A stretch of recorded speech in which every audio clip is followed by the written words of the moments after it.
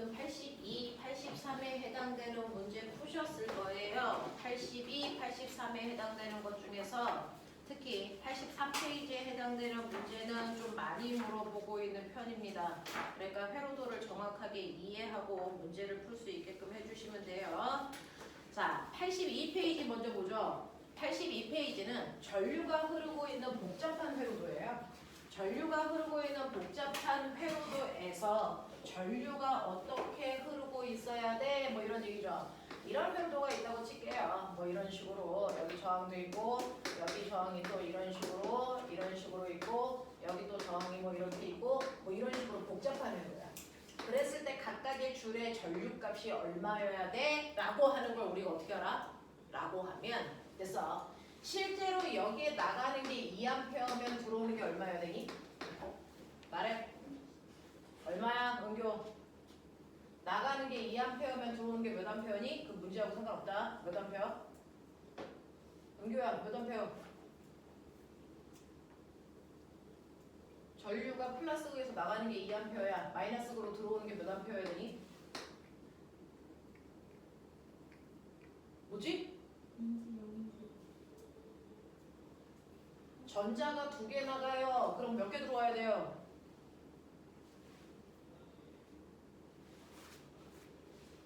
전자가 나갔다가 그 전자 수가 줄어요? 예를 들어서 여기가 2A고 10V라고 치자. 그럼 나갈 때 2A가 10V로 에너지 충전해 나가는 거지. 그래서 에너지를 꽂아준 거야. 불 켜고 들어오는 거지. 그랬을 때 들어올 때 몇 암페어? 2A가 그대로 들어오고요. 전압이 몇 볼트로 들어오는 거니, 은교야? 그 에너지를 다 쓰고 들어오는 거지. 물건을 배송하는 택배 아저씨가 줄어들면 그건 살인죄야. 이 새끼야. 되겠어? 그래서 전자수는 변하지 않고요. 그 전자가 이동시키는 에너지를 다 쓰고 들어와서 다시 건전지에서 충전해서 다시 전달하고 이거 하는 거예요. 그래서 회로도는 끊임없이 전하가 실제로는 전자죠. 전자가 전기 에너지를 회로도에 있는 저항이라고 하는 아이가 누구야? 전기 제품이야. 전기 제품한테 그래서 전기 에너지를 주면 그 에너지를 받은 전기 제품들이 각각 자기의 에너지로 전환시키는 거예요. 예를 들어서 지금 이 형광등의 전자가 에너지가 죽어요. 그래서 형광등을 지나갈 때 전자가 형광등한테 전기 에너지 주면 형광등은 전기 에너지를 무슨 에너지로 바꾸는 거야? 빛 에너지로 바꿔주는 거잖아. 그래서 우리가 알고 있는 저항이라는 건 전기 제품들을 얘기하는 거고 전자라고 하는 거는 가지고 갔던 전기 에너지를 저항한테 주는 거야.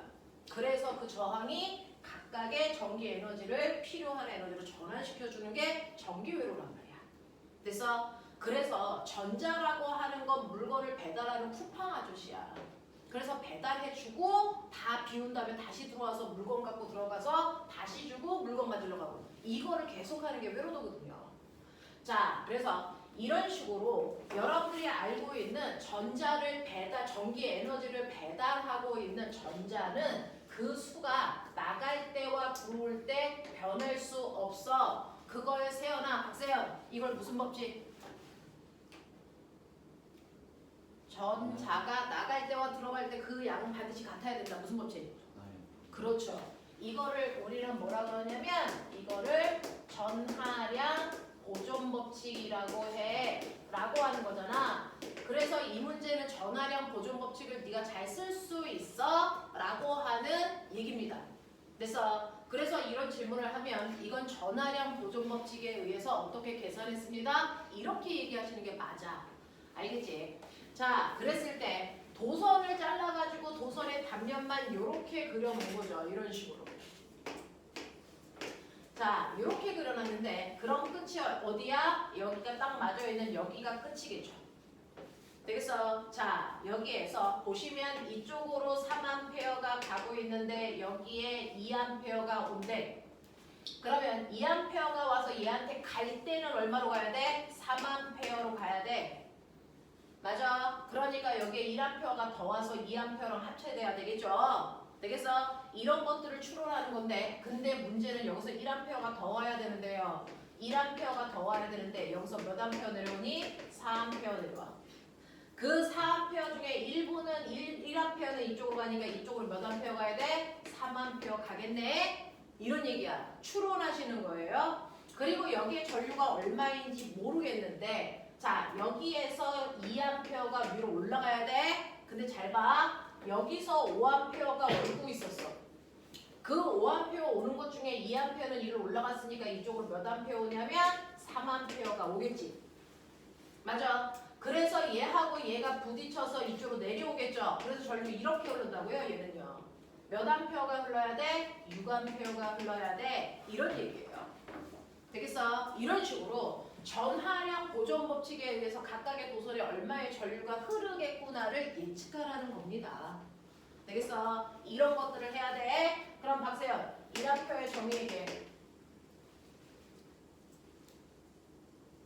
1초 동안 전류가 흐르는 도설의 한 단면에 1초라는 시간 동안 1쿨롱의 전하가 움직이는 빠르기를 1A라고 합니다. 되겠습니까? 1쿨롱은 전자 몇 개? 6.15 곱하기 10에 18. 네, 맞아요. 18. 네, 맞아요. 그래서 라고 하는 전류가 흐르는 빠르기를 우리가 1A라고 한다 라고 하는 거 기억을 해두시면 되고요. 이러한 전류를 흐르게 하는 그 전류가 흐를 때 전류의 세기를 측정하는 기구가 있어요. 이때 전류가 직류로 흐를 때는요. 직류용 전류계를 쓰셔야 됩니다. 그 직류용 전류계가 중학교 때 배웠던 전류계입니다. 그래서 만약에 전류가요. 한 방향으로 이렇게 흐르지 않고요. 이렇게 흘렀다가 전류의 방향이 주기적으로 바뀌는 교류의 전류를 측정할 때는 교류용 전류계를 사용하는 거고요. 교류용 전류계는 우리가 G 동그라미로 표현하는 검유계를 얘기해요. 그래서 전류가 흐르는 방향에 따라서 우리가 전류를 측정하는 기계는 골라 쓰셔야 된다. 자, 그랬을 때 직류형 전류계인 전류계는 실제로 이렇게 되어 있어서 한 방향으로만 전류가 흐르는 걸 측정하기 위해서 왼쪽은 0, 여기가 1, 2, 3, 4, 5 이런 식으로 되어 있어서 얘는 바늘이 여기다가 한 방향으로만 회전하면서 전류를 측정할 수 있어. 근데 교류형 전류계는 양방향으로 흐르는 전류의 세기를 측정하기 위해서 화면판이요. 원점이 어디 있냐면 가운데 있어요. 그래서 여기로도 1, 2, 3, 4 이렇게 되고요. 이쪽도 1, 2, 3, 4 이렇게 된단 말이야. 그랬을 때 전류가 이렇게 흐르면 원점에 있던 전류계의 바늘이 오른쪽으로 돌면서 이렇게 하면서 측정을 해요. 됐죠?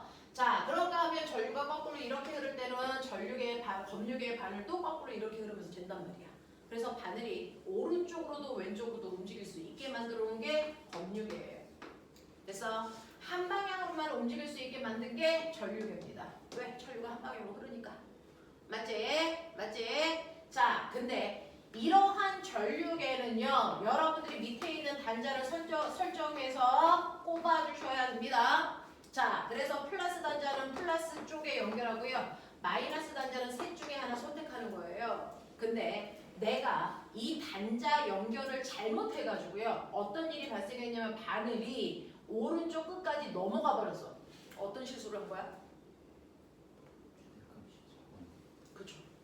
실제로 여기에 4A가 흐르는데 내가 최대로 측정할 수 있는 바늘을 500mA 단자에 연결한 거야. 그러면 얘는 0.5A밖에 측정할 수 없는 전류계인데 4A가 흐르니까 측정할 수 있는 허용치를 넘어간 거야. 그래서 근데 이럴 수도 있어. 바늘이 거꾸로 넘어가서 여기 있을 수도 있어. 바늘이 오른쪽으로 가지 않고 왼쪽으로 가서 이런 일은 왜 발생하는 거야? 이런 일은 왜 발생하는 거야? 바늘이 거꾸로 움직인 건 너는 플러스 단자는 플러스 극에 연결하고요. 마이너스 단자는 마이너스 극에 연결하라고 그랬는데 얘명을 거꾸로 연결한 거야. 이걸 이런 식으로. 되겠어? 그래서 플러스 단자는 마이너스에, 마이너스 단자는 플러스에 이렇게 단자를 거꾸로 연결해서 바늘이 거꾸로 돌아가 버린 거야. 알겠습니까? 이런 것들도 요즘에 물어보더라. 되겠니? 이런 것들을 조금 머릿속에 집어넣으시면 되겠다라고 하는 겁니다. 자, 그 다음에 여러분들이 가지고 있는 두 번째 17번은요. 사실은 경기국가고 출석 면담에서 그냥 암산으로 얘기하라고 그래요. 저항을 3개를 주고 그 저항으로 만들 수 있는 합성 저항을 모두 얘기해봐. 이런 식으로 작년에 했단 말이야. 되겠어? 그러니까 저항 3개로 만들 수 있는 합성 저항의 모양들을 다 생각해야 돼. 그래놓고 그거의 합성 저항이 얼마인지 그 자리에서 계산해야 돼. 알겠냐? 이렇게 된다. 그랬을 때요. 여기에는 저항이 R1, R2, 그 다음에 R1을 진열로 R1, R2를 병렬로 이렇게 해서 저항 연결을 4가지로 했단 말이야. 그랬을 때요. 얘네들의 합성 저항의 크기를 얘는 거꾸로 줬어. R1만 있는 회로도의 저항값 R1, R2만 있는 아이도 있어.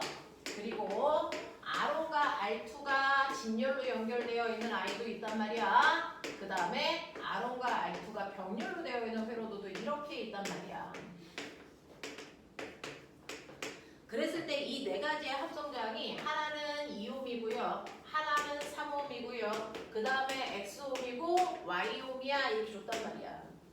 자, 그래놓고 이때 X와 Y는 3보다 크고 X보다 Y가 더 커라고 했어. 그랬을 때 여러분들이 기억하셔야 되는 거, 그러면 얘네들의 저항의 크기 순서는 이렇게 됐다는 얘긴데 이 중에서 가장 큰 저항을 만드는 건 뭐겠니? 뭐겠니? 이때 저항이 제일 큰 거 뭐겠니? 1번, 2번, 3번, 4번 중에서 저항이 제일 큰 거 뭐겠니? 3번이에요. 이 새끼가 3번 모습이어야 돼요. 그러면 저항이 제일 작은 게 뭐겠니? 말해 빨리. 몇 번이니? 4번이란 얘기야. 무슨 말인지 알지? 그래서 우리는 이거 가지고 방정식 만들어야 돼요. 자, R1하고 R2를 더한 값이 얼마여야 되냐면 Y여야 되고요. 그 다음에 여러분들이 보시는 것처럼 병렬일 때는 합분의 곱이잖아요. R1 플러스 R2분의 R1, R2 값이 2란 말이죠. 되겠어? 그러면 무슨 말이야? 각각은 이게 R1, 이게 R2 값이어야 된다는 얘기잖아. 되겠어? 넣고 계산하시면 되죠. 되겠냐? 이런 식으로 해서 각각 해결하시면 X값이 6 나오고 Y값이 9 나온대요. 그런 식으로 보시면 되겠죠. 되겠어? 이런 식으로 하시면 되겠습니다. 자, 그렇다면 꼬맹아, 내가 너네들한테 뭘 줄 거냐면 저항값이요, 뭐 이런 식으로요. R1의 크기는 1옴이고요. R2의 크기는 3옴이고요. 뭐 R3의 크기는 뭐라 그럴까? 6옴이에요. 뭐 이런 식으로요. 되겠어? 저항 3개를 줄 테니까 3개로 만들 수 있는 합성 저항의 모습을 다 생각해봐. 그래놓고 그 합성 저항의 종류가 몇 개인지 얘기해봐. 뭐 이런 식이야. 되겠어? 저항 3개까지는 암산으로 되는데요. 4개부터는 복잡해요. 그건 암산으로 조금 힘듭니다. 그래서 저항을 3개짜리를 만들 수 있는 합성 저항을 다 얘기해봐 라고 했어요. 자, 그러면 이 3개를 다 연결했을 때 우리는 가장 심플하게 3개를 직렬로 연결하는 첫 번째를 기억해야 돼. 그치? 두 번째는 3개가 다 병렬로 연결되어 있는 거를 생각할 수 있어. 세 번째는 어떠냐면요. 하나는 직렬이고 2개가 병렬인 거 생각할 수 있죠. 근데 또 있어요. 뭐 있을까요? 또 있어요. 병렬 위에 진열 2개, 밑에 진열. 자, 이렇게 두 줄인데요. 지금 전유찬이 얘기한 것처럼 얘가 이렇게 되어 있고 얘가 이렇게 되어 있는 회로도 가지고 있단 말이야. 그치? 그래서 요거 합성저항 생각하는 거야. 이런 식으로. 되겠냐? 3개까지는 이렇게 머리 돌릴 수 있는데 4개부터는 더럽게 복잡해요. 그거는 하기가 힘들어. 되겠냐? 그래서 요 정도는 생각해서 이거 합성저항을 구하는 연습들도 해보시면 좋습니다. 자, 요즘은 회로도를 조금 많이 물어보시는 편입니다. 자, 그래서 회로도에 대한 얘기들은 조금 많이 생각해보자. 그 다음에 18번입니다.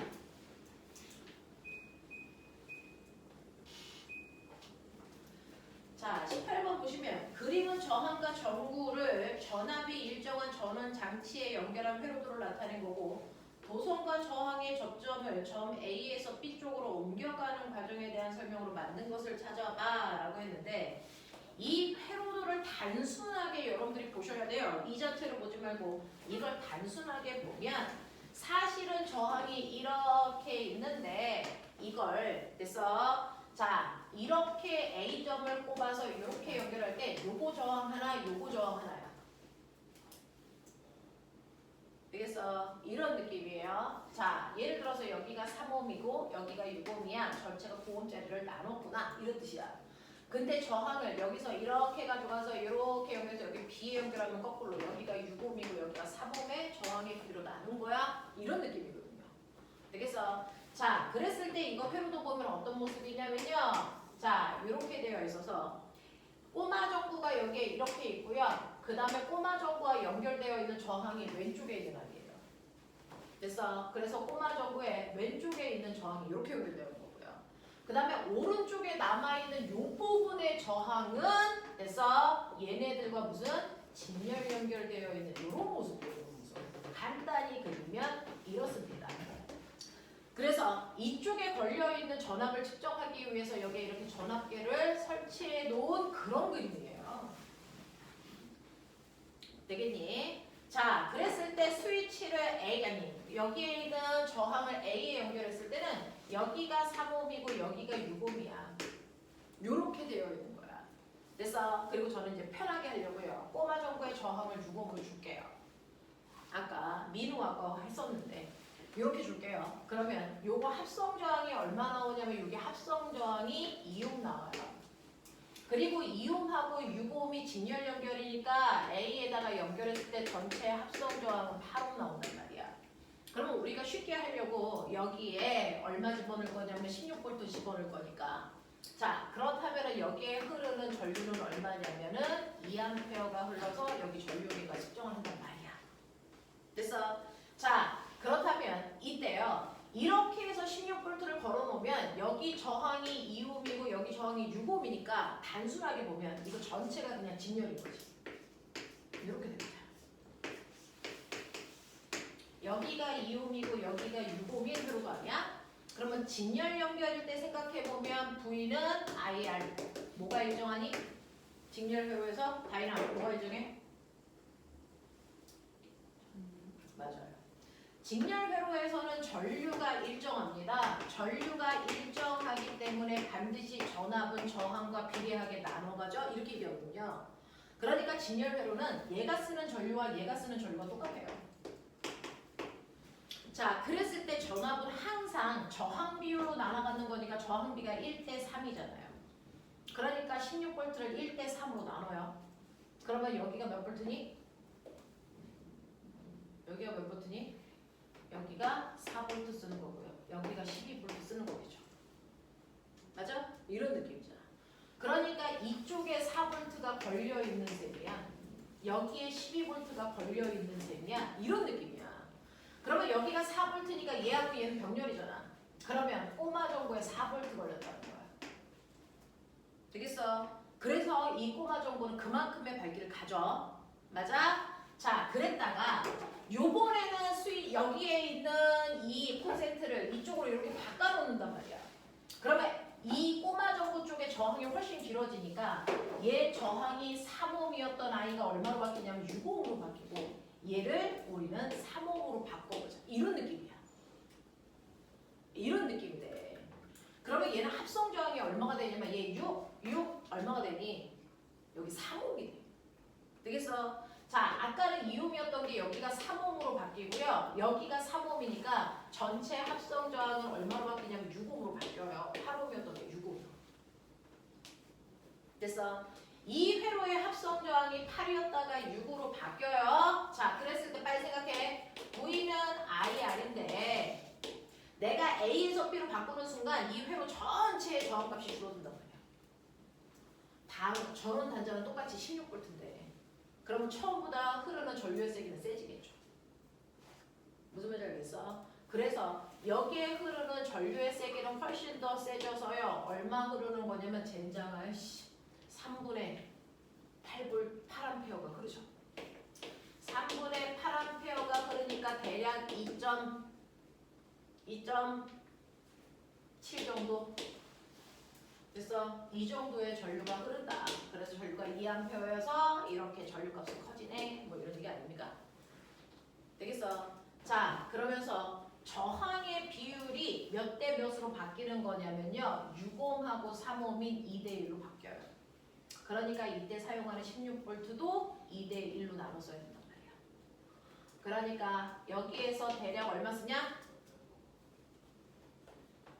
숫자를 3분의 16이면 대략 얼마냐? 3분의 16이면 5점. 여기가 한 5V쯤 쓴다는 얘기지. 4V였던 게 5V가 되는 거지. 되겠어? 그러면 여기 4V였던 게 5V가 되는 거니까. 그래서 꼬마 전구는 훨씬 더 밝아져요. 이런 얘기입니다. 이런 것들을 생각해야 돼. 되겠어? 근데 여기서 병신같이 선생님 꼬마 전구의 밝기는 VI인데 V가 커졌어도 I가 작아지기 때문에 밝아졌는지 어두워졌는지 판단하지 못하지 않아요? 라고 하면 이 식을 쓰니까 그렇게 생겨요. 전력 구하는 식은 VI고 그 다음에 뭐니? R분의 V제곱이잖아. 되겠어? 그러니까 이 꼬마 전구의 저항값은 일정하다는 거야.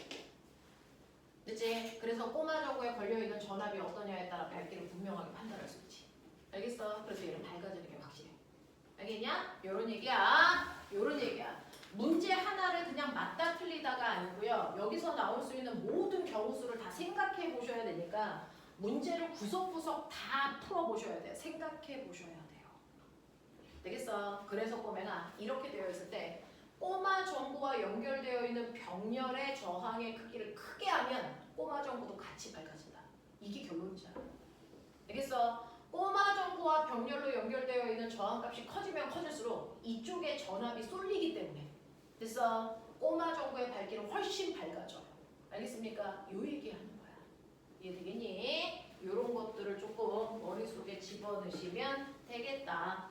그래서 기억에 전구의 밝기는 어두워지는 게 아니고 밝아지는 거예요. 그리고 전체 회로도에 흐르는 전류의 세기가 2였다가 2.7로 됐습니까? 네, 커지는 거 보여드렸고요. 전압계에 걸리는 전류의 세기, 여기에 쓰는 전압은 여기서 전압을 다 가져갔으니까 여기는 전압이 줄어들겠죠.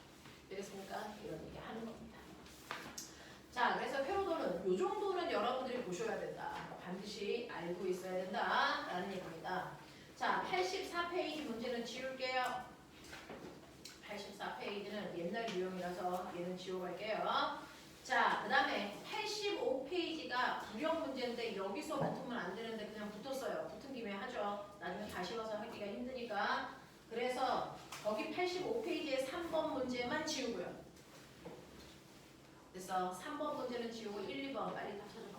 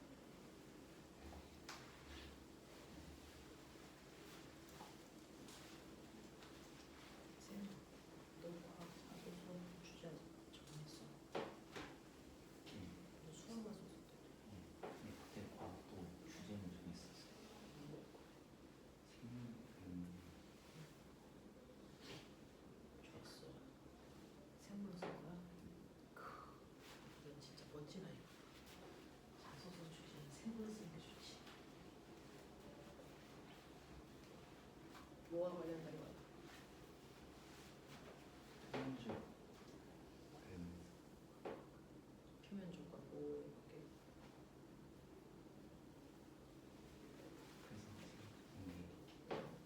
효율성 백보와 같은 우리 별거 같은 이제 용돈거 같은 이런 거지.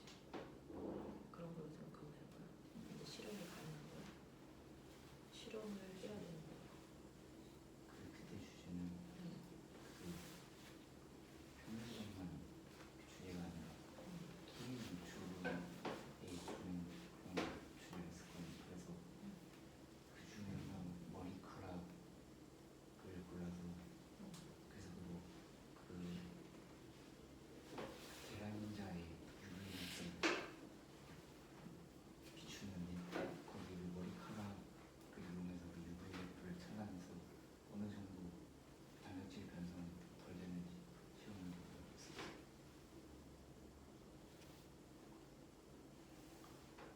결안에 그 반투과성막, 반투과성막에다가 UV를 씌우는데 째는데 반대편인 걸 가만있어. 근데 머리 단백질이 상하는 거를 이제 확인해야 되잖아. 그럼 어떻게 해? 속도로 비교를 해보렸었는데 그게 명확하게 비교를 할수 없고 그건 그래서 어떻게 할 거야? 그걸로 할 거야? 모르겠어요. 그러면은 재상쌤하고 상의 좀 해. 연결해줄게.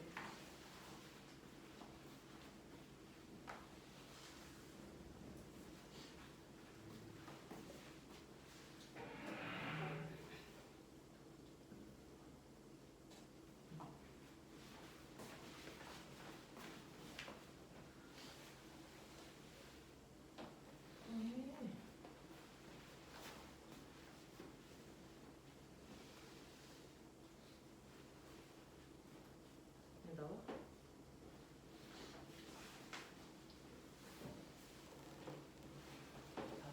다행히.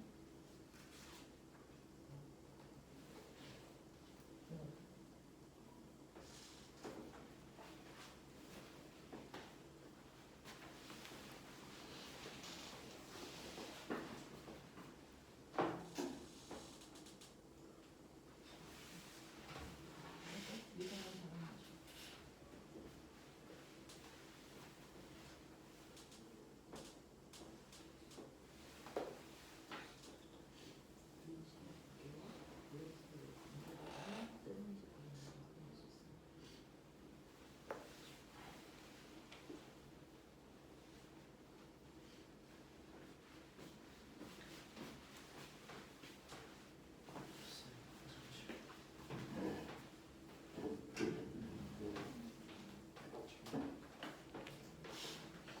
공연이 1.5개가 가능하지가 않잖아.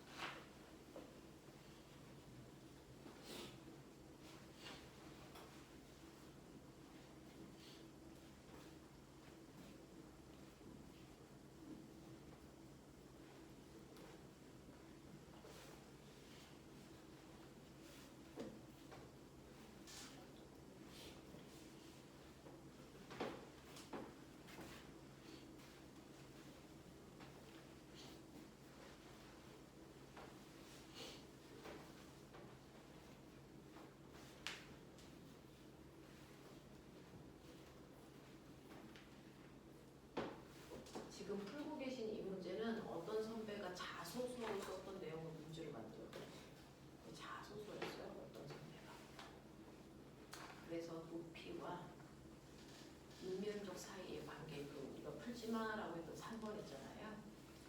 한번 관계를 그 아이가 실제로 식으로 만들어서 설명을 했었던 거거든요.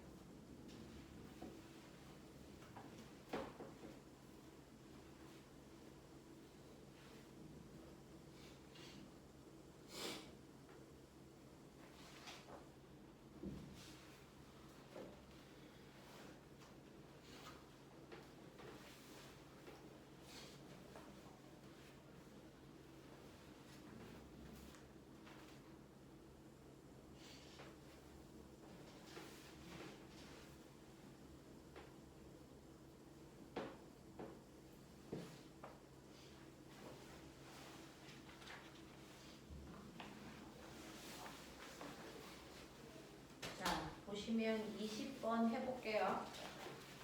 자, 20번은 힘의 관계 얘기하는 거죠. 여러분들이 아셔야 되는 힘에 대한 얘기인데 그 중에서 면접에서 가장 많이 나오는 힘 중에서 부력입니다.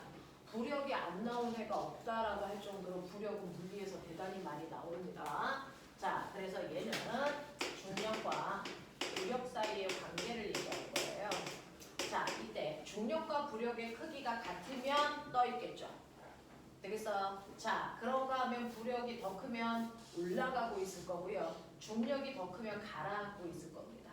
라고 하는 얘기야. 그랬을 때 여기에 있는 이 재료를 가지고요. 선배가 실제로 이 재료를 가지고 밑면과 높이 사이의 관계를 가지고 도대체 이거 어떻게 하면 떠? 그랬을 때 뜰 수 있는 최소한의 이 높이가 얼마야? 이 관계를 실험한 거야. 그래서 배가 받으려고 하는, 그래서 배에 그 밑면적에 얼마를 했을 때 가장 효과가 있겠구나. 거기다가 실을 수 있는 그 뭐죠?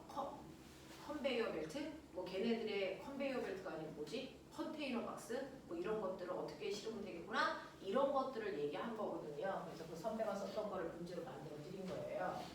자, 여기에서 보시면 얘는 알루미늄 판이 있어요.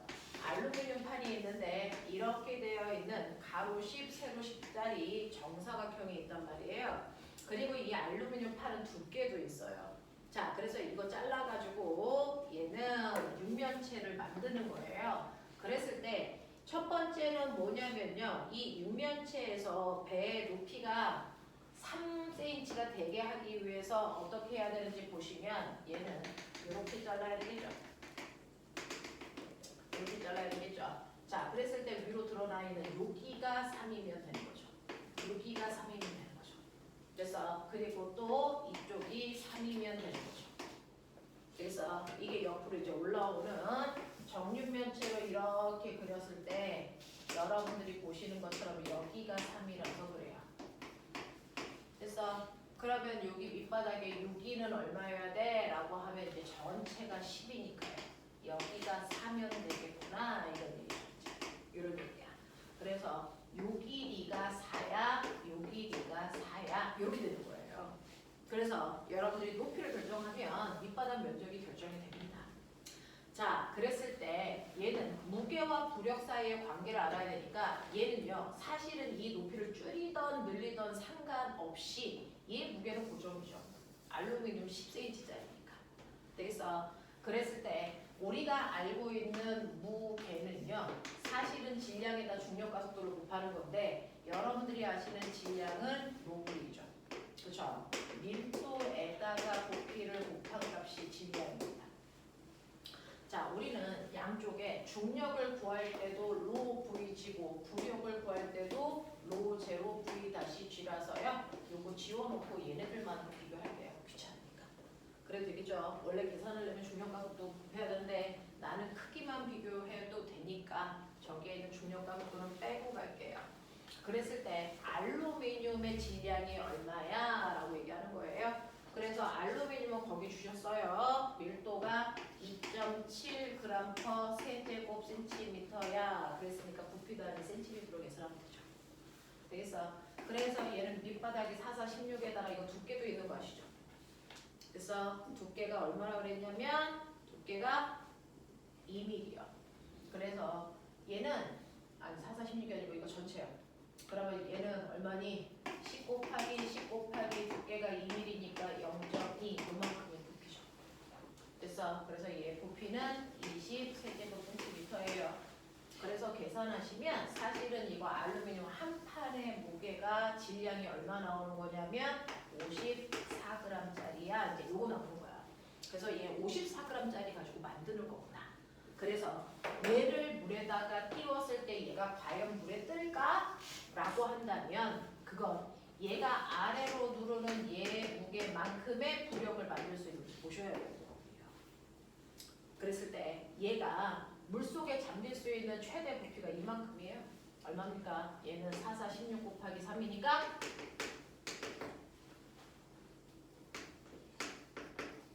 요만큼이 잠기죠. 물속에. 되겠어? 자, 그랬을 때 물이 만든 부력은요. 여러분들이 알고 있는 요만큼이 얘가 다 잠겼을 때 요만큼의 물의 무게와 비교하시면 돼요. 부력은 잠긴 물의 무게와 같은 거니까 그랬을 때 물의 밀도가 1g/세제곱센티미터잖아요. 그러면 얘는 다 잠겨도 물의 무게가 얼마밖에 안 돼? 48밖에 안 되네. 그래서 그러니까 물체의 무게가 훨씬 더 무겁기 때문에요. 얘는 무조건 가라앉죠. 요런 얘기야. 그래서 그러면 어떻게 하면 돼? 얘의 부피를 더 크게 해야 되는 거야. 지금보다. 되겠지? 그래서 부력, 물의 무게에 해당되는 부력의 크기를 늘려야 뜰 수 있다는 거야. 그래서 두 번째는요. 이 높이를 3cm가 아니고 1cm로 줄일게. 이거 1cm로 줄일게. 그러면 여기가 8cm가 돼. 되겠어? 그러면 이거 8, 1로 바뀐단 말이야. 이렇게 바뀌어. 자, 그랬을 때요. 어차피 알루미늄 박스의 무게는 그대로 54예요. 자, 얘가 물에서 다 잠길 수 있는 부피가 얼마인지 보시면 되죠. 그럼 88이 64니까 얘는 64에다가 곱하기 1하는 거니까 얘가 만들 수 있는 부력의 크기는 64까지 만들 수 있어요. 되겠어? 알루미늄 무게는 54인데 부력을 64까지 만들 수 있으니까 뜬다는 얘기예요. 그러면 여기다가 내가 화물을 실을 때 그 무거운 동전이라는 거 몇 개까지 실을 수 있어? 64보다 작으면 되는 거니까 그랬더니 실을 수 있는 무게는 한 10g 정도 내려야 돼. 그래서 이 정도의 무게를 실을 수 있는 거거든요. 그랬을 때 거기 구리 동전의 밀도를 보시면 밀도가 9g/세제곱센티미터니까 대략 부피가 얼마면 되겠니? 1세제곱센티미터 정도이면 된다는 얘기야. 되겠어? 그랬을 때 동전 한 개의 부피가 얼마냐면요. 동전 하나는 반지름이니까 R제곱 파이에다가 그러니까 반지름이 1이죠. 1 곱하기 1 곱하기 3.14가 밑바닥 넓이고요. 그 다음에 두께가 0.25cm예요. 이거 계산하면 얼마 나오지? 괜찮아? 너 아까 하던데. 이렇게 곱하시면 얼마 나오니?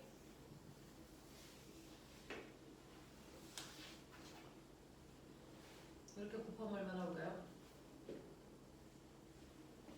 이건 미리 해야 되는 계산 아니었어? 대략 얼마 나와?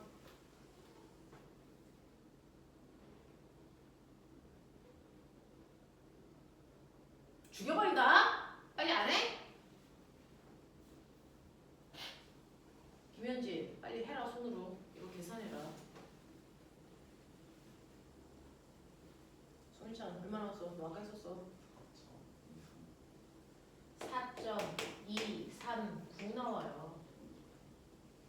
그래서 이게 동전 한 개의 무게야. 되겠냐? 그러면 동전 몇 개까지 실을 수 있다고? 그래서 동전 2개까지 실을 수 있구나. 이게 결론이라고 인정시켜라. 그래서 그러니 우리는 이 높이가 3cm일 때는 안 돼. 근데 이 높이가 1cm일 때는 돼. 아, 높이를 낮출수록 됐어. 밑바닥이 넓어져서 부력은 더 크게 되는 거구나. 되겠냐? 이런 것들이에요. 이런 것들. 되겠어? 자, 그래서 이런 거를 어떤 선배가 써가지고 괜찮구나. 그래서 너희들한테 보여준 거고요. 그 선배는 그 밑에 있는 3번 공식을 자기가 스스로 만들었어요. 이렇게 쓰는 게 자소서입니다. 물리 자소서는 이렇게 쓰는 겁니다. 그래서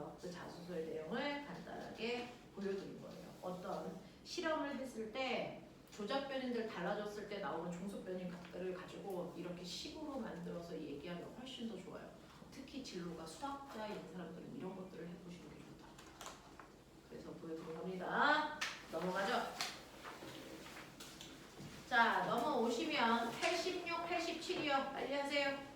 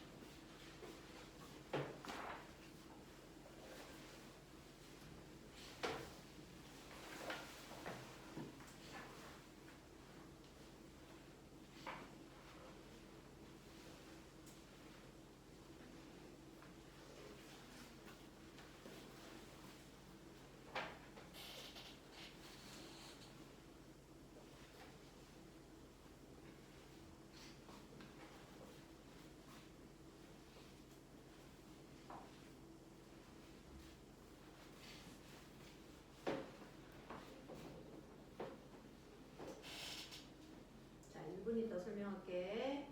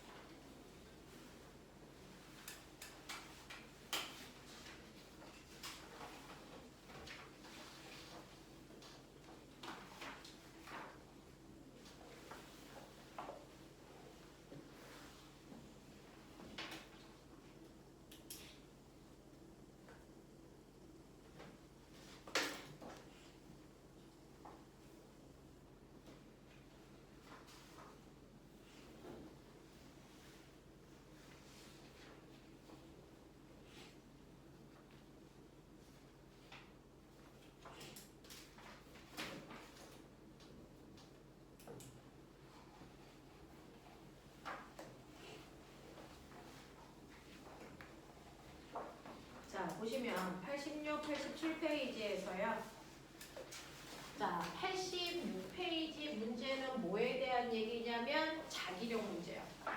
자기력에 해당되는 문제입니다. 자, 자기력이라고 하는 게 뭐야? 라고 하면 자기력도 힘이죠. 근데 어떨 때 작용하는 힘이라고 하면 자석과 자석 사이에 작용하는 힘이 자기력이야. 되겠어? 그 자기력에 인력과 촉력이 있었던 거지.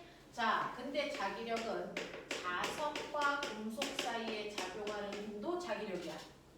그래서 금속과 강자성체 사이에 작용하는 힘, 반자성체 사이에 작용하는 힘, 이거 다 자기력이야.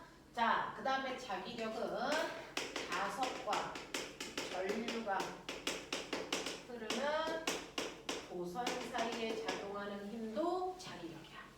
되겠어? 그 중에서 우리가 중학교 때 배우는 건 얘죠. 됐니? 자석과 전류가 흐르는 도선 사이에 작용하는 힘을 자기력이라고 해. 그래서 우리 중학교 2학년 때 이걸 이용해서 만든 게 뭐였어? 전동기라고 하는 모터였어. 맞죠? 자, 그래서 이렇게 연구자석이 있고 연구자석의 그 사이에 전류가 흐르는 도선을 이렇게나 그러면 전류가 흐르는 도선 주변에 연구자석이 만든 자기장도 있어. 그래서 언제나 이 전류가 흐르는 도선은 자기력이라는 힘받아. 그 힘 때문에 전동기가 돌아 라고 얘기한 거예요. 그래서 전동기가 사용한 건 여러분들이 알고 있는 자기력이라고 하는 거고요. 우리가 알고 있는 전동기하고 발전기의 구조 똑같이 생긴 거 아세요?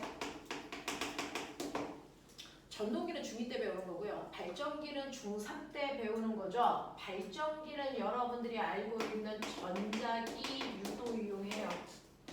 자, 근데 생긴 구조는 똑같습니다. 똑같아요. 그래서 전동기와 발전기의 구조는 똑같다. 그럼 차이점은 뭐냐? 에너지 전환만 다르다. 그래서 얘는 먼저 플러스 마이너스를 걸어서 이 도선에 전류가 흐르게 해. 그러면 전류가 흐르면서 전류가 갖는 전기 에너지가요. 이 전기 에너지에 의해서 힘이 생겨서 그것 때문에 애새끼가 돌아. 그러니까 이 전기 에너지를 역학적 에너지로 전환해서 쓰는 게 전동기야. 자, 근데 발전기는 뭐냐면 여기 뿔만 안 걸어. 얘는 이걸 먼저 돌려. 그러면 이 도선 속에 있는 자기장의 세기의 변화에 의해서 없었던 전류가 흐르게 되는 거거든. 되겠어? 그래서 발전기는요, 역학적 에너지를 전기 에너지로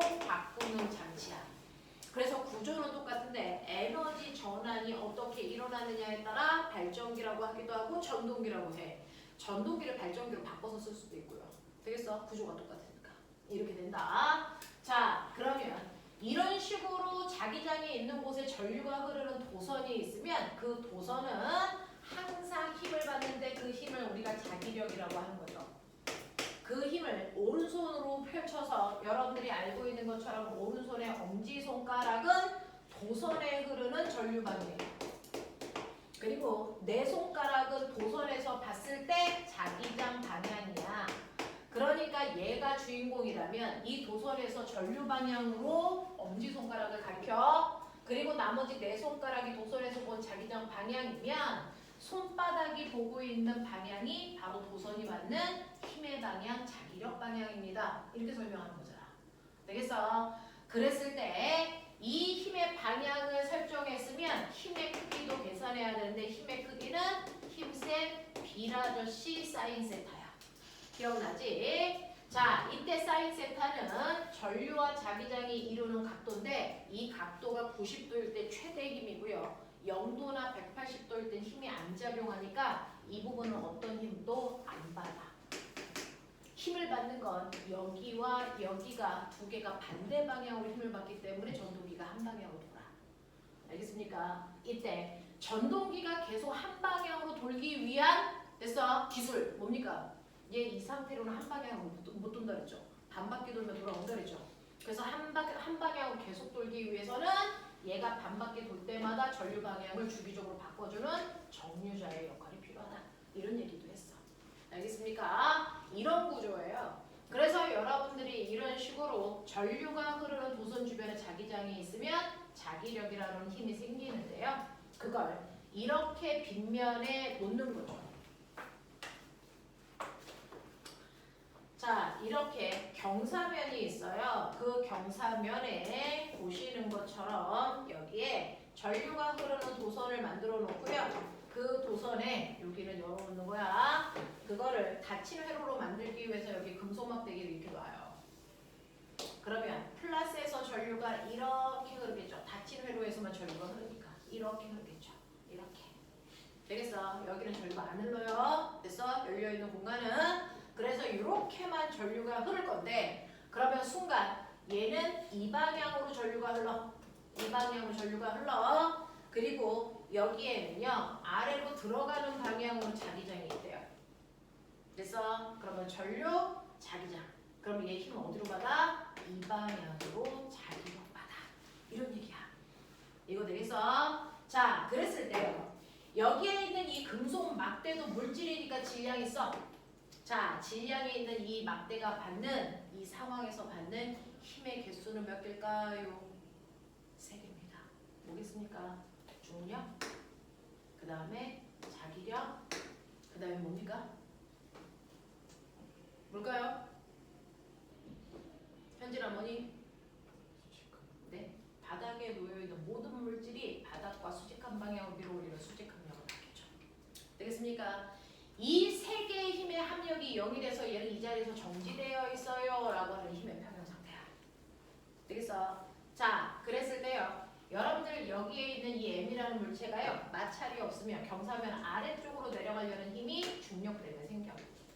그랬을 때 이 각도가 세타면요. 기억나시죠? 이 경사면에 있는 물체는요. 자, 중력이 경사면 아래쪽으로 내려가는 힘과 경사면을 콩 누르는 힘으로 나눈다. 이 경사면을 콩 누르기 때문에 생기는 게 수직항력이다. 그래서 항상 2과 2의 크기를 같다. 기억나요? 이때 얘가 mg면 얘는 바닥을 콩 누르는 힘이 mg 콩 눌러 세타만큼 생기는 거죠. 물체가 바닥을 누르기 때문에 사실은 이 힘은 바닥에 작용하지 물체에 작용하지 않아요. 그거에 반작용으로 생긴 수직항력이 물체에 작용하는 겁니다. 되겠어? 그래서 얘와 얘의 크기 같아야 되니까 얘도 mg 코사인 세타만큼 생기고요. 경사면 아래쪽으로 내려가려는 힘이 mg 사인 세타만큼 생기더라. 근데 이 위치에서 정지되어 있다는 얘기는 어쨌든 이 힘과 이 힘의 크기는 같고요. 얘와 똑같은 크기가 이 방향으로 자기력이 생겼기 때문에 멈췄겠죠. 그러니까 이때 생긴 이 자기력의 크기가 얘와 같은 mg 사인 세타만큼의 크기를 가지고 있다는 뜻입니다. 되겠어? 이렇게 된다. 되겠습니까? 이런 겁니다. 자, 근데 내가 여기에 있는 이 금속 막대기를요, 지금 길이가 L이고 두께가 S인데 길이를 2배 길게 잡아당길 거야. 이런 거야. 됐어? 길이가 2배인 애를 갖다 놓는 게 아니고 얘를 잡아당겨서 길이를 2배로 만드는 거야. 그랬을 때 기억나니? 도선에서의 저항은 단면적분의 길이에 비례한다고. 그래서 도선을 길게 2배로 길게 잡아당긴다는 얘기는 길이가 2배 커지지만 잡아당기는 순간 단면적은 절반으로 준다. 되겠어? 그래서 이렇게 2배 길게 잡아당기는 순간 얘 저항은 처음에 비해서 4배 커지는 효과가 나타납니다. 그러면 보이는 IR에서 전원 단자의 전압은 그대로거든요. 얘는 변화가 없이 일정합니다. 근데 저항이 4배 커졌기 때문에 전류는 4분의 1로 줄는 효과가 나타나요. 그래서 갑자기 이 저항에 흐르는 전류의 세기가 I가 아니고 4분의 1 I로 줄어. 이렇게 돼요. 그러면 이때 작용하는 힘의 크기는요. 이렇게 구하는 이 힘은 어떻게 만들어진 거냐면 힘센 비라조시로 만들어지는 거잖아요. 그랬을 때 자기장의 세기가 변화가 없는데 전류는 4분의 1로 줄어서 됐어? 이 도선이 길어진다고 해서 자기장 안에 있는 도선의 길이가 바뀌진 않아요. 자기장은 요만큼이니까. 되겠어? 그래서 도선의 길이도 일정합니다. 그러니까 자기력이 4분의 1로 감소하죠. 왜냐? 아래로 내려가려는 경사력은 그대로 mg 사인 세타인데 자기력의 크기가 갑자기 이 크기에서 4분의 1로 줄어. 그러니까 이 새끼 내려가겠지. 되겠습니까? 그런 얘기야. 이런 얘기야. 되겠어? 이런 식으로요. 여러분들이 경사면에 도선을 놓고 전류를 흐르게 합니다. 그 도선 안에 자기장을 만들었을 때 자기력의 크기를 그래서 한번 확인해 보시면 되죠. 경사각을 바꿔가면서 얘 언제까지 버텨? 그거 보면 자기력의 크기를 알 수 있죠. 그래서 자 이런 것들을 여러분들이 한번 해보시면 좋겠죠. 자 이게 바로 전동기에서 여러분들이 기억해 두셔야 되는 겁니다. 자, 그 다음에 보시면 22번 문제인데요. 우리가 아까 꼬마 정보의 저항을 연결했을 때요. 저항이 이렇게 되어 있는데 그걸 A에 꼽을 거야, B에 꼽을 거야. 여기 했었던 거 기억나죠? 자, 그때 A에 꼽던 B에 꼽던 얘네들은 회로도에 이렇게 연결되어 있기 때문에 그래서 A에 꼽을 때는 꼬마 정보에 해당되는 저항이 짧아지는 것뿐이고 나머지 저항은 길어져. 근데 이걸 B에 꼽으면 얘가 이렇게 되는 거야. 됐어? 그 느낌이었어. 그 느낌이었는데 얘는 좀 달라요. 얘는 어떠냐면 저항이 이렇게 되어 있는 저항이 있는 거잖아요. 이렇게 되어 있는 저항이 있는 건데 이때 회로도에 연결되어 있는 부분이 어떠냐면 회로도에서 전원단자에서 이렇게 나가서 여기 꼽았어. 그리고 그 다음에 연결되어 있는 여기가 P점이거든요. 여기에서 전류계가 이렇게 연결되어 있어. 그래서 전원단자가 이렇게 연결되어 있어. 그러면 여기서 닫힌 도선은요. 여기서 이렇게 가는 거잖아요. 여기는 의미가 없잖아요. 얘는 회로도와 상관없는 저항이야. 그래서 이건 없는 거라고요. 이렇게 되어 있는 거야 그냥. 그래서 이 부분은 닫혀있지 않기 때문에 여기 전류가 흐르지 않습니다. 이건 저항이 아닙니다. 걸리는 저항은 얘만이에요. 그랬다가 얘를 옮깁니다. 얘를 이렇게 되어 있는데 요번에는 얘를 Q점에 옮기면 전류계 단자가 여기로 와요. 그래서 이렇게 연결돼요. 그러면 저항은 여기부터 여기까지 가. 그래서 이 세 개의 저항이 이 회로도에 흐르는 거죠. 있는 거죠. 되겠어? 그래서 거기를 P로 연결했다가 Q로 바뀌어진다는 얘기는요. 회로도 안에 저항이 길어지는 효과입니다. 저항이 커지는 효과를 만들어내. 되겠습니까? 이렇게 됩니다. 그래서 P에서 Q로 전원단자를 연결시키면요. 전원장치의 전압만 증가시키면 전원장치의 전압만 증가시키면 전류계의 측정값은 증가합니까? 라고 했는데 맨 처음에는 P에다가 연결해서 이 전압값을 점점 크게 해요. 그럼 당연히 여기 흐르는 전류도 세지겠죠. 그건 자명합니다. 두 번째, 집게에 연결된 위치를 P에서 Q로 이동하면 전압계의 측정값은 증가합니까? 라고 얘기했는데 여기에 연결했다가 여기에 연결합니다. 그래서 자, 그런다고 해서 이 전원 단자의 전압이 바뀌진 않습니다. 알겠어? 그대로입니다. 자, 그 다음에 집게 연결 위치를 P에서 Q로 이동하면 전류계의 측정값은 감소하니? 라고 했는데 P에서 Q로 이동시키는 순간 저항이 커지고요. 전압은 똑같아요. 여기는 IR인데 얘는 일정한 상태에서 얘를 크게 했기 때문에 전류값은 줄어들어야 정상입니다. 알겠어? 패러도의 기본적인 구조입니다. 알아두시면 됩니다. 자, 회로도의 종류는 직렬과 병렬이 있어요. 직렬 회로도와 병렬 회로도를 분명하게 구분해서 특징을 이해하고 계셔야 복잡한 문제를 주더라도 됐어. 여러분들이 해결할 수 있어. 회로도 연결해봐. 그러면 무조건 직렬 아니면 병렬이야. 그거 말고 다른 회로도는 없거든요. 되겠어? 그 안에서 해결하시면 되겠습니다. 자, 그러면 머리도 시킬 겸 되겠냐? 88, 89페이지는 여러분들 조금 이따가 하시면 되고요. 머리 잠깐 식히죠. 자, 92, 93 보여요? 되겠어? 해보죠. 92, 93 머리 잠깐 식히죠. 이 정도는 우리가 이제 할 수 있잖아?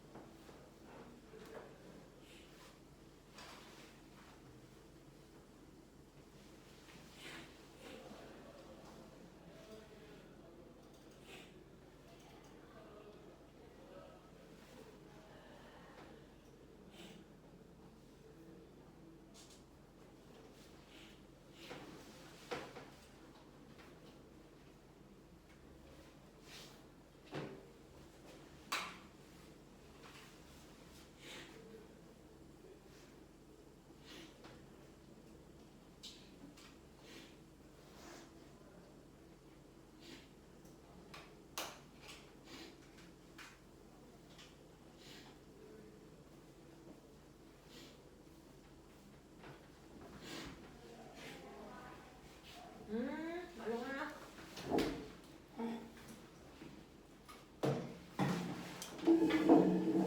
가시 뺐어.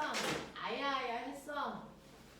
무슨 가시를 빼는데 병원까지 가니? 그냥 이렇게 대충 빼면 되는 거 아니니? 아니야 철이었다고 하셔가지고 철이 들어갔어? 그냥 손가락 그 표피 안에 묻혔어요. 그래서 핀셋으로 하고 칼로째도 안 나와가지고 그런 것들은 무슨 철 그게 박혀있다 하셔가지고 철심은 어디서 났어? 모르겠어요. 그냥 마취하고 쳤어요. 아니 철심이 들어갈 동안 인지를 못했어? 감각기관이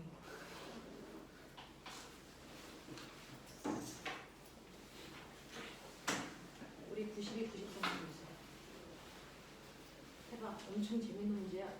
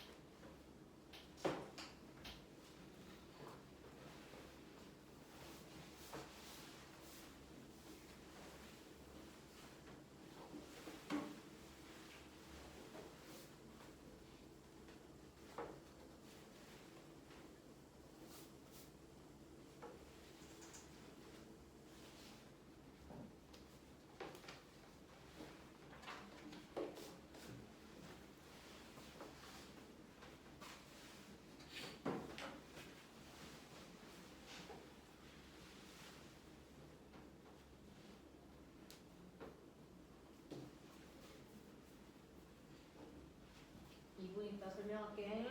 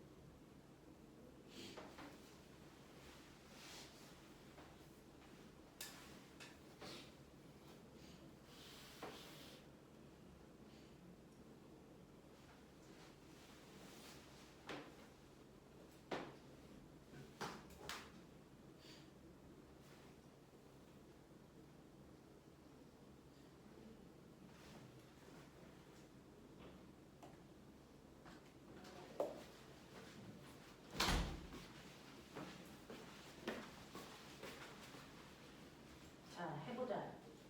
28번 먼저 해줄게. 27번 그림은 복잡하니까 이거 먼저 해줄게. 자, 요거 회로도 간단히 그리면 어떤 모양인지 알지?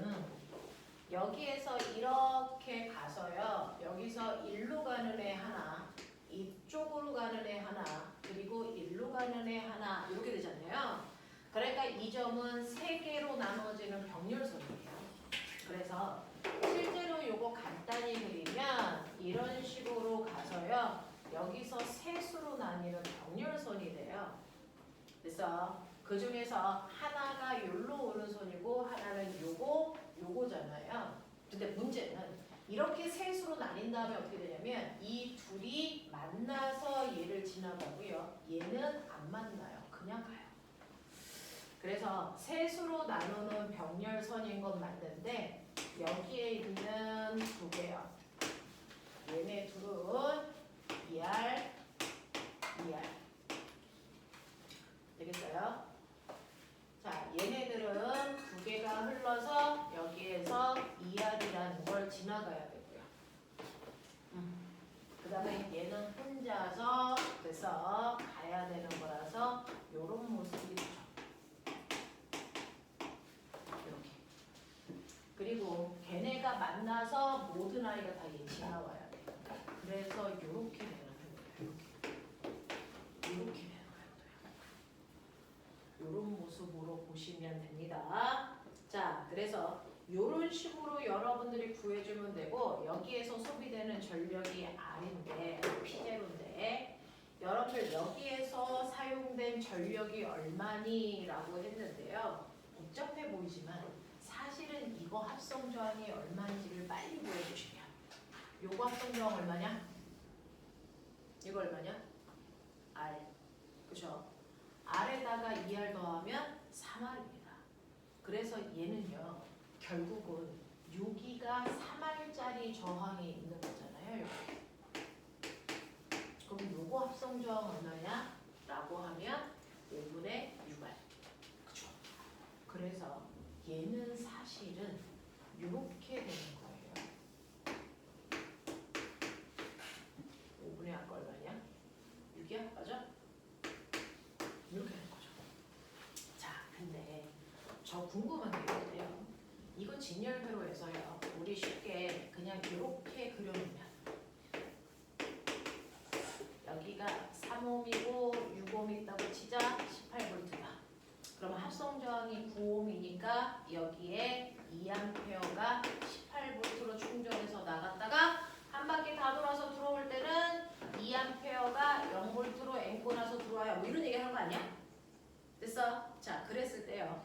이 회로가 나갈 때 가지고 가는 전체 전력이 얼마야? 라고 하면 전력은 VI잖아요. 전체 전력은 전체 전압에다가 전체 전류 곱하면 되잖아요. 그래서 얘는 36W가 들어가요. 그러면 36W의 전력을 가져다가 꼬마 전구 두 개한테 나눠줘야 되는데 그래서 몇 대 몇으로 나눠줘요? 라고 얘기하는 거죠. 되겠어? 이 회로도는 뭐가 똑같니? 전류의 세기가 똑같거든요. 그러니까 전력을 나누는 비율이 전압인데 저항이 전류의 세기가 일정할 때는요. 전압은 저항비와 비례합니다. 그러니까 얘네들이 전압을 몇 대 몇 대 몇으로 나누는 거냐면 1대 2로 나눠요. 그럼 전압을 1대 2로 나누니까 전력도 1대 2로 나눈다는 거야. 그래서 전체 전력 36을 1대 2로 나눠. 그래서 얘가 12W고 얘가 24W예요. 이렇게 되잖아요. 되겠어? 그래서 직렬 회로도 1대는요. 전압의 비율이 저항의 비율과 같으니까 저항의 비율만큼 전력이 많아진다. 이 얘기잖아요. 그러면 얘는 저항의 비율이 몇 대 몇이냐면 저항의 비율이 6대 5예요. 맞아요. 저항의 비율이 6대 5기 때문에 얘는 전압의 비율도 6대 5로 나눴어요. 전류는 똑같은데. 그러니까 전력의 비율도 6대 5란 말이야. 맞아. 그러니 여기서는 전체 전류 P0를 11분의 5만큼 하겠어. 되겠어? 이렇게 되는 거야. 이렇게 되는 거야. 되겠죠? 굳이 뭐 어렵게 하지 않아도 얘네들이 전체 전력을 어떻게 나눠 갖는 시스템이냐? 이거 보겠다는 거야. 되겠지? 이런 얘기야. 그러면 우리 병렬 회로도가 있다고 치자. 병렬 회로도 맨날 하고 있어. 병렬 회로도가 똑같이 있어. 여기가 3옴이고 여기가 6옴이고 여기가 18V야. 얘 합성 저항이 2옴이거든요. 18V니까 9A가 18V 충전해 나가잖아요. 그럼 얘가 한꺼번에 가지고 나가는 전력, 에너지가 얼마니? 라고 하면 얼마니? 아니죠? 평면율이니까 조합이 같은 합성전 이유. 얘가 한 번에 가지고 나가는 전력이 얼마니? 전체 전력? 162. 162W지. 그걸 몇 대 몇으로 나눴을까? 2대1이요. 네. 병렬일 때는요. 전력은 VI인데 이쪽 저항이나 전압이 똑같거든요. 그러니까 전류의 비율이 곧 전력의 비율인데 전류는 저항과 반비례해요. 그래서 저항과 반비례하게 전력을 나눠 쓴다는 얘기야. 그래서 병렬 연결은 전력과 저항이 반비례하는 느낌이에요. 그래서 저항비가 1대2니까 전력을 2대1로 162를 나눠 쓴단 말이죠.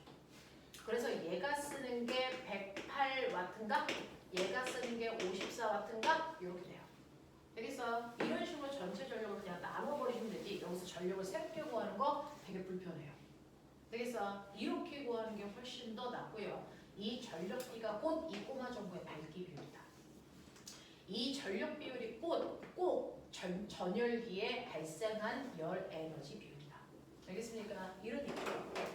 자, 그래서 여러분들이 가지고 있는 그나마 단순한 28번은 선생님이 해봐드렸고요. 그 다음에 27번이요. 자, 27번은 회로도가 더럽게 복잡하게 생겼어요. 일단은 회로도를 우리가 그동안 봐왔던 형태로 바꿔놔야 여러분들이 거기에 있는 내용들을 주저리 풀 수가 있어요. 자, 그러면 얘는 이런 식으로 되어 있어요.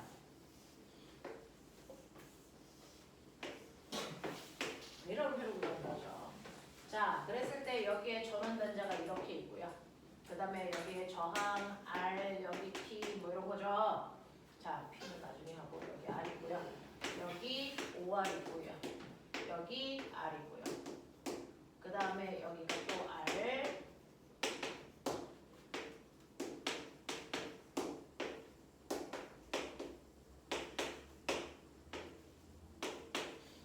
이렇게 되어 있는 그림이에요. 그래서 저항이 하나, 둘, 셋, 넷, 다섯, 여섯, 일곱, 여덟, 9개 들어있네요. 하나, 둘, 셋, 넷, 다, 일곱, 여덟, 9개. 네, 바뀌고 있어요. 됐죠? 그러면 이걸 우리가 보는 형태의 회로도로 바꿔볼까 그랬어요. 됐어? 이준아 나와서 그려봐. 우리가 알고 있는 회로도로 바꿔서 그려주세요. 뭐 이런 느낌이죠. 그려봐. 틀린 것 같아. 박세현, 그려봐. 어떻게 틀린 것 같은 상태를 그대로 줄 수가 있는 거야? 박세, 빨리 해. 저는 틀렸어요. 저런 개새끼들이 문세! 빨리 나와! 모르겠어요. 아니, 너네 그거 맞게 푼 거 아니야? 맞게 푼 거 같던데? 현진아, 나와서 그려봐. 그렇게 하기로 했구나. 답 어디 있어요? 어딘가에 있겠지. 이거 회로도 제대로 그린 사람 아무도 없어요? 알았어요. 안 궁금하거든요. 제대로 그린 사람 아무도 없어? 너 이 회로도를 못 그리고 문제를 푼 거야? 선생님. 왜요? 선생님 거랑 똑같이 생겼어요. 그려봐.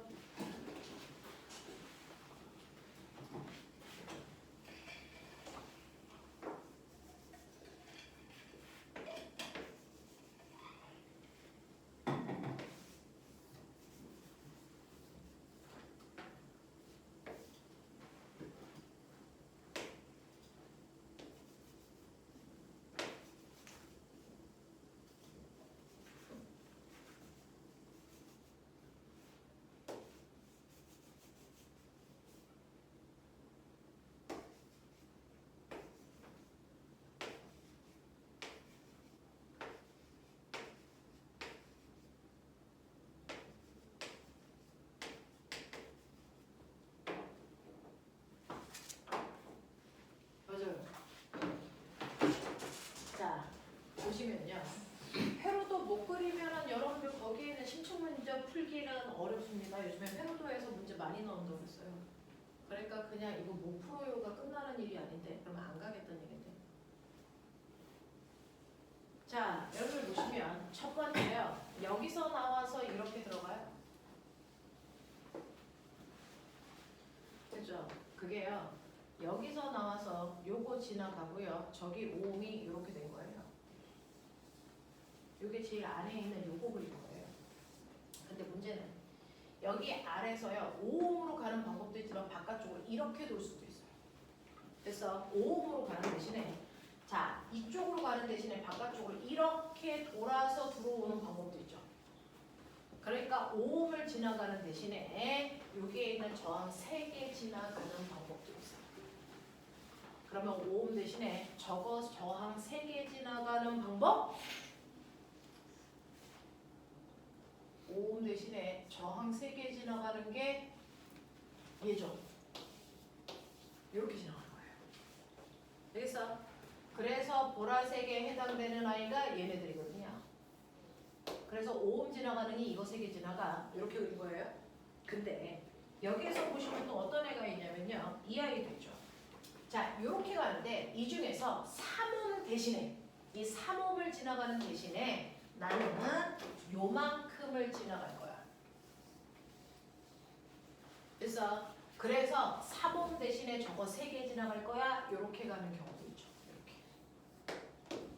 됐어? 이렇게 돼요. 이렇게 돼요. 그래서 복잡한 것 같은데 이렇게 되어 있는 회로도를 얘기한다. 자, 그러면 이렇게 되어 있는 회로도에서 여기에서 뭐라 그랬냐면요. 전체 전류가 I0야. 그렇게 줬어요. 거기 P라고 하는 지점이 여기거든요. 여기에 흐르는 전류가 I0야. 전체 전류가 I0구나. 이런 느낌. 자, 전체 전류가 I0가 흐릅니다. 자, 그러면 여기에 대한 설명으로 맞는 걸 찾아보세요 라고 했는데 꼬맹아, 여기가 3R 보이냐? 그러면 합성 저항이 1.5R 거기다가 R이 진열이니까 여기가 3.5R 맞지 않아? 여기가 3.5R이니까요. 3.5하고 5하고 병렬. 되겠어? 난 여기서 좌절이야. 빨리 해. 이거 합성전. 합분의 5. 8.5분의 17.5. 그러니까요. 8.5분의 17.5니까 얼마 하게?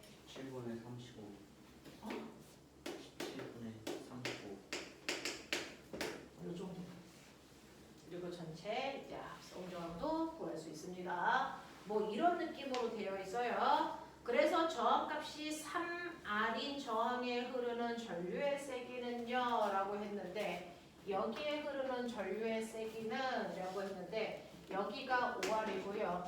이쪽이 얼마냐면 3.5R이니까 7대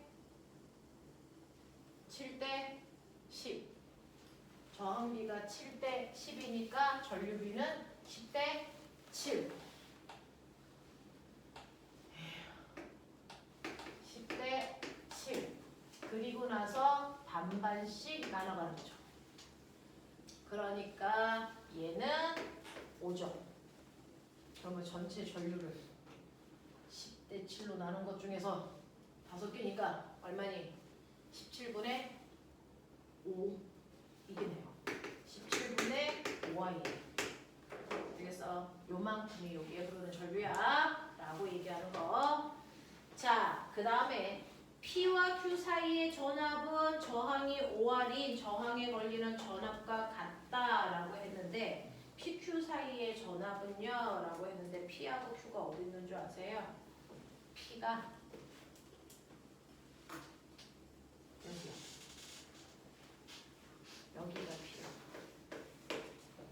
그리고 Q가 어디냐면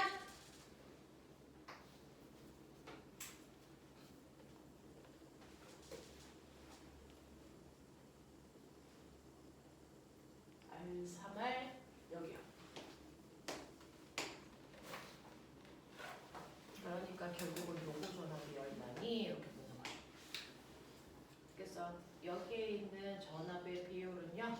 이거 1대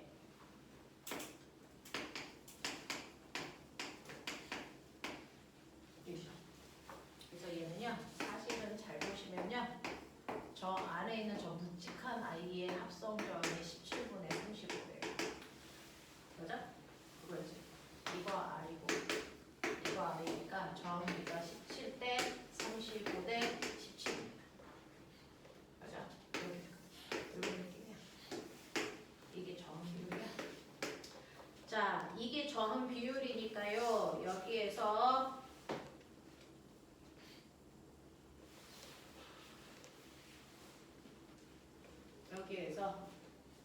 여기에 걸려있는 전압과 5R은 어디서? 아 뭐야. 여기에서 쓴 전압과 여기서 쓴 전압은 뭐하니? 같다. 계산할 필요 없는 거네요. 됐죠? 여기 위쪽에서 쓴 것과 아래쪽에서 쓴 전압은 병렬이니까 같다. 이런 얘기입니다. 자, 디귿. 전원장치의 전압이 얼마니? 라고 얘기했거든요. 전원장치의 전압은요. 전체 전류에다가 전체 저항을 곱한 만큼이죠. 되겠어? 얘 전체 저항이 그래서 얼마였어? 17분의 69. 17분의 69R이니까 요거 곱한 값이 전체 전압. 그래서 전체 전압은 17분의 69IR입니다. 되겠어? 이렇게 가요. 계산이 조금 복잡하기는 한데 여러분들이 회로도를 한 번은 다시 그려봐야 될 것 같아서 보여준 문제. 되겠지? 이런 식의 것들이 해결되길 바란다. 그래서 28번 간단한 형태도 보지만 27번의 복잡한 형태가 나와도 이거 어떻게 봐야 돼? 라고 하는 거 보시면서 반드시 병렬 회로에서는 전압이 같다 라고 하는 것도 인지하시고 전체 전력을 우리가 저항비를 통해서 어떻게 나누는지도 보여드렸어요. 그래서 우리 한 번 나온 적이 있어요. 우리 몸은 혈액이 흐르잖아요. 그 혈액에 흐르는 혈관을 도손으로 봤을 때 우리 몸은 직렬 회로도의 모습을 띌까요? 병렬 회로도의 모습을 띌까요? 이런 걸 물어보는 시험 문제가 있었어요. 그러면 우리 몸은 직렬 회로도일까요? 병렬 회로도일까요?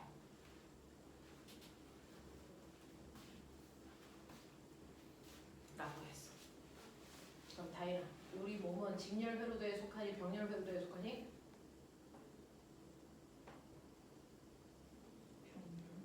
왜?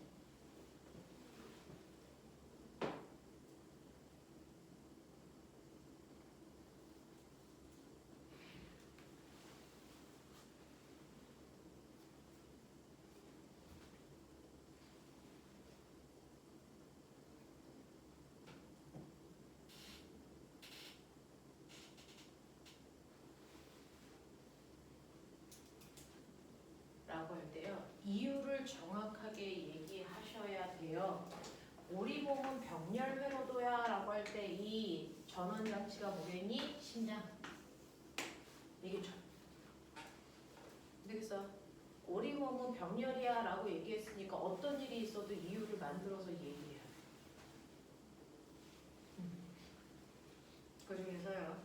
우리 몸에서 심장에서 피가 나가서 하나는 콩팥으로 가고 하나는 어디로 가고 어디로 가고 어디로 가잖아요. 그랬을 때 다른 한쪽이 막혀도 다른 곳에 혈액의 흐름에 방해를 주지 않기 때문에 병렬입니다. 선배들은 이렇게 얘기했어요.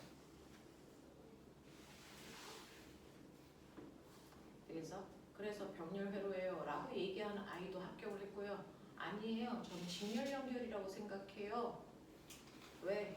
심장에서 나가는 대동맥이 막히면 나머지 혈액의 흐름이 원활하지 않기 때문에 저는 그렇게 생각합니다. 라고 얘기한 친구도 있어요. 둘 다 갔어요. 요즘의 문제는요. 뭐가 맞다 틀리다 수학처럼 OX를 고르는 게 아니고요. 과학 같은 경우에는 열린 답이 되게 많아요. 대신에 자기의 생각을 근거 있게 그래서 설명할 수 있으시면 되거든요. 그러니까 이게 맞을 거야 저게 맞을 거야가 아니고 네가 이게 맞다고 생각하면 그거에 근거를 생각하는 얘기야. 그게 요즘의 면접 추세야. 그래서 요즘의 면접의 과학 문제들은 열린 답을 물어보는 경우가 대단히 많습니다. 그러니까 답이 이거일 것도 같고 저거일 것도 같은데 뭐가 맞을까? 그게 아니고요. 그럼 이게 맞다면 나는 왜 그렇게 생각해야 되는지, 저게 맞다면 왜 그렇게 생각해야 되는지 쪽으로 생각을 빨리 바꾸셔야 돼요. 알겠어? 이렇게 가야 된다. 자, 그럼 넘어오셨습니다. 자, 넘어오시면 그러면 우리 88페이지요. 88, 89 빨리 풀어.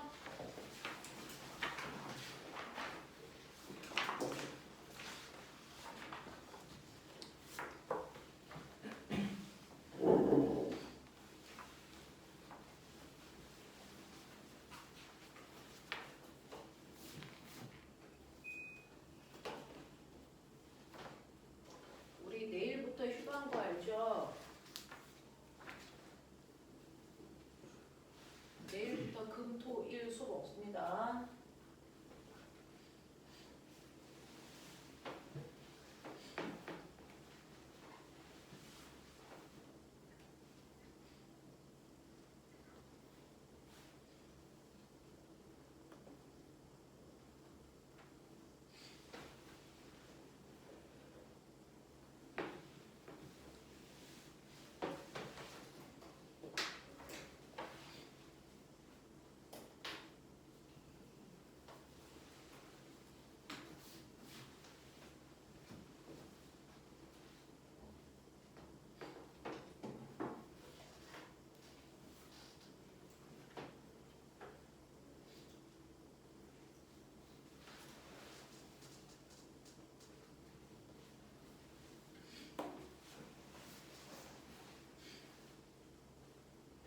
오늘 숙제 91까지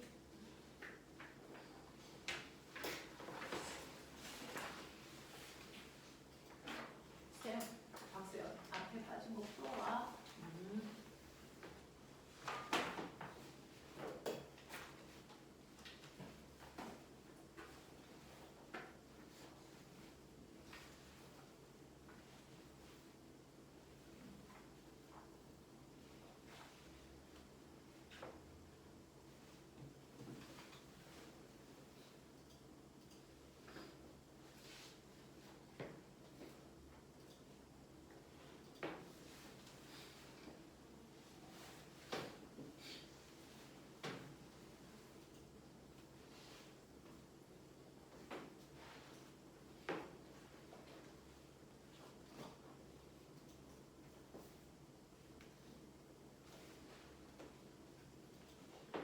박세현 핸드폰 번호가 010 462 46 하나 둘 078